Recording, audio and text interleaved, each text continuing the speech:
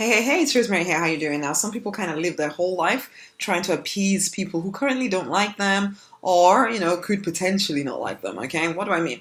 Now, some people, maybe even you, they live a less than extravagant life or less than first class life just in case people might think that you're too much. Just in case people think that you're too selfish or that you're too into yourself or you're too in their face or you're too who knows what, okay? I've spoken to pastors even who've limited themselves because they think that they're in a goldfish bowl, and so all their parishioners are watching them to see that they don't get too rich. And that's a pity, because some leaders will not do the work that they're called to do fully because some people might think that they're too full of themselves. Again, that's a pity.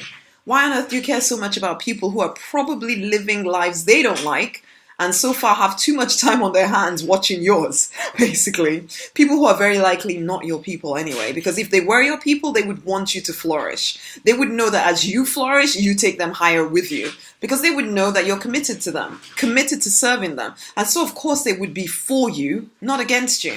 So why live life appeasing the few moany kind of people in your life? And it doesn't just apply to people. You might live life expecting something bad to happen.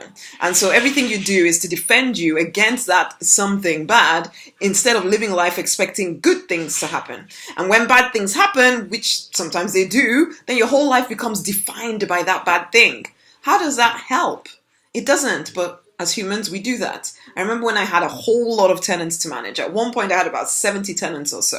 And I lived my life for a while there, quite worried that one of them would set fire to one of the houses. And that kind of led to a lot of sleepless nights, even though I'd done everything I could to ensure the safety of the tenants and the houses, okay? But that limited my growth because subconsciously, I'm worried that, the more tenants I get, the more likely I am to have a fire. So therefore, let's not get too big, was what was going on in my subconscious mind, okay? And so then you put a cap on yourself. And some of you reading this might think that, yeah, it is true. The more tenants you get, the more likely you have to have fire. But is it? And even if it is, how does it help me to worry about it? Apart from making me limit my potential for growth. The other thing that used to happen with all of them tenants was that I would have one or two not paying the rent, and that would consume me, consume my whole mind. I'd forget about, the other 68 paying their rent. I'd be dragged down and depressed by two that didn't pay. My whole life became about them and how they were against me and how I had to deal with it and blah, blah, blah, blah, blah. Here, the victim. Now, looking back, I can see that I had 68 paying tenants, okay? How awesome. And yet then I felt pressured and horrid and so on. And so, yeah, I get it. I've done it, okay? Living as though the bad thing is somehow bigger than all the good things in your life, okay? So making the vocal, small thinking people more important than the many, many more supportive people who actually have your back. And in some ways, this will be the difference between someone that survives in business or in ministry and someone that doesn't. Because if you want everyone to love you all the time and live your whole life trying to make that happen, then you'll have to hide away your gifts and your talents and just be a norm.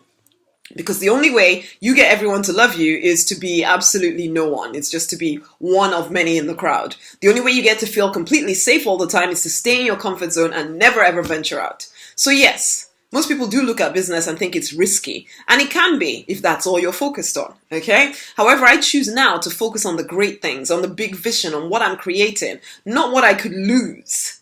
Because just thinking about what I could lose leads to a small life. And very small life. And I'm just kind of done with living like that.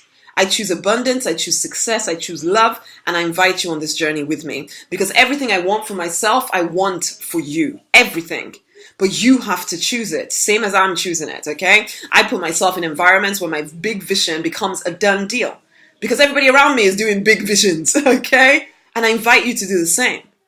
And come work with me in the Deliberate Millionaire Fast Track Club, where we make stuff happen, where we have each other's backs, and we're spurring each other on over and over and over and over again. We may be surrounded by norms in the real world, but that's why we have each other in the club.